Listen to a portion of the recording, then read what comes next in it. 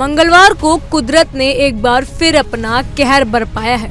जम्मू कश्मीर के डोडा जिले में अचानक बादल फटा है। जैसे ही आसमान से मूसलाधार बारिश की धाराएं गिरी, पहाड़ों ने मानो अपना धीरज खो दिया और पल भर में सैलाब ने पूरे इलाके को अपनी चपेट में ले लिया।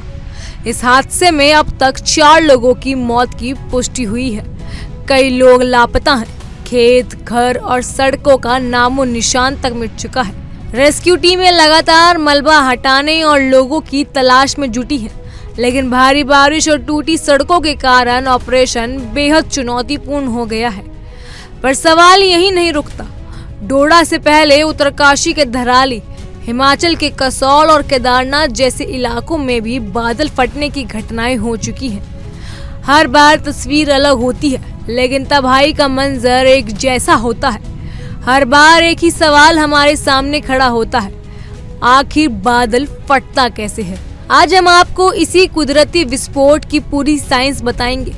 कैसे बादल बनते हैं, कब वो खतरनाक हो जाते हैं और कैसे थोड़ी सी लापरवाही बहुत बड़ी त्रासदी बन जाती है। सामान्य तौर पर जब बादल बनते हैं तो वे पानी की बूंदें और बर्फ के क्रिस्टलों से भरे होते हैं, लेकिन जब बादल में नमी जरूरत से ज्यादा हो जाती है और वो किसी एक क्षेत्र में टिक जाती है तो जरा सी अस्थिरता भी एक बड़े विस्फोट जैसी बारिश का कारण बन जाती है। यानी एक साथ बहुत अधिक पानी बेहद कम समय में, वो भी एक ही जगह पर गिरना, इसी को कहते हैं बादल फटना या क्लाउड बर्स्ट। इस दौरान कभी कभी 100 मिलीमीटर से ज्यादा बारिश सिर्फ 1 घंटे में हो जाती है। आप यूं समझिए कि मानो आसमान से बाल्टियों में पानी उड़ेल दिया गया हो, और वो भी बिना किसी चेतावनी के। अब सवाल ये है कि ये हादसे पहाड़ों में ही क्यों होते हैं। पहाड़ी इलाके बादलों को रोक लेते हैं। जैसे ही गर्म हवा ऊपर चढ़ती है, ठंडी हो जाती है और बादल बना लेती है। ये बादल हवा की तेज रफ्तार न होने के कारण एक ही जगह रुक जाते हैं। वहीं पर ठंडी और गर्म हवाएं मिलती हैं, जैसे भारी नमी बनती है और फिर अचानक वो बादल फट जाता है। ढलान होने की वजह से पानी तेजी से नीचे बहता है और देखते ही देखते बाढ़, भूस्खलन और तबाही शुरू हो जाती है। लेकिन क्या इसे रोका जा सकता है?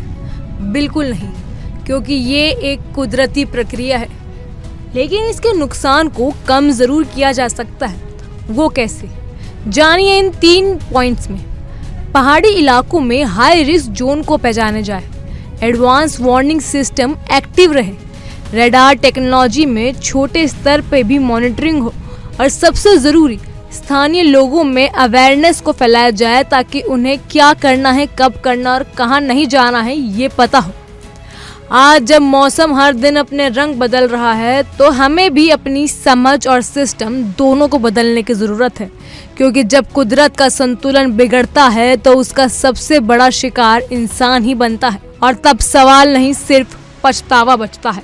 फिलहाल के लिए इतना ही। तमाम खबरों के लिए फॉलो कीजिए इंडिया डेली को।